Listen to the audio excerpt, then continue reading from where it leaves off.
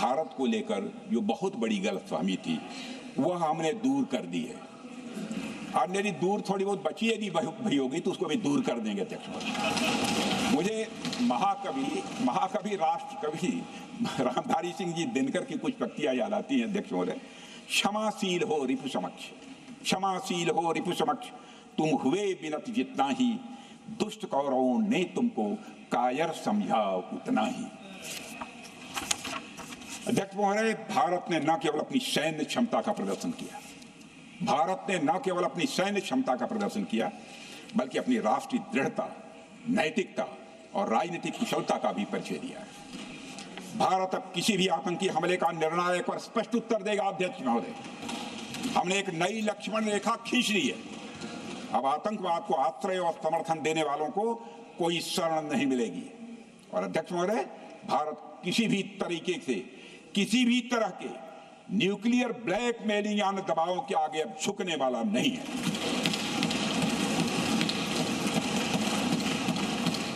अध्यक्ष महोदय, ऑपरेशन सिंदूर के माध्यम से जो हमने किया और उससे पहले सर्जिकल स्ट्राइक और एयर स्ट्राइक के जरिए जो संदेश दिया गया वह बहुत पहले ही हो जाना चाहिए, लेकिन जो होता है समय पर ही होता है।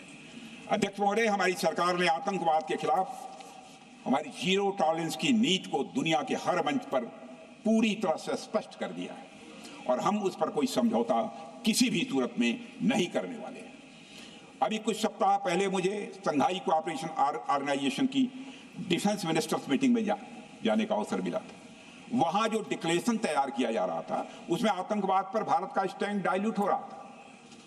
हमने साफ कह दिया कि जब तक आतंकवाद के मुद्दे पर भारत का स्टैंड रखा नहीं जाएगा हम किसी ज्वाइंट स्टेटमेंट पर साइन नहीं करेंगे और इसकी वजह से वहां कोई ज्वाइंट स्टेटमेंट नहीं आया।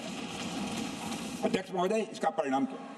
अब देखिए, हमारे प्रधानमंत्री जी ब्रिक्स की बैठक में ब्राजील गए, करिश्मा किया है हमारे प्रधानमंत्री।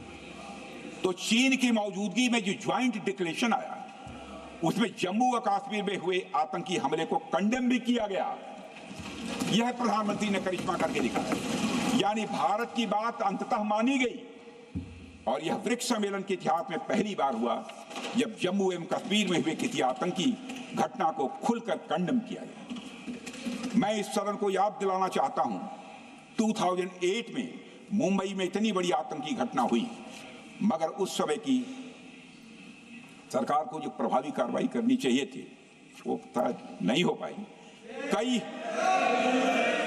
लेकिन उसमें सबसे दुखद और आश्चर्य की बात है, कई वर्ल्ड फोरम, इंटरनेशनल फोरम पर जो उसका कंडेमनेशन होना चाहिए, जो उसकी निंदा की जानी चाहिए, वह भी जितना होना चाहिए नहीं हो पाया। अध्यक्ष, यदि आप उस घटना के बाद हुए ब्रिक्स सम्मेलन के डॉक्यूमेंट्स उठाकर देख लीजिए, मुंबई आतंकी हमले का कहीं जिक्र भी नहीं है।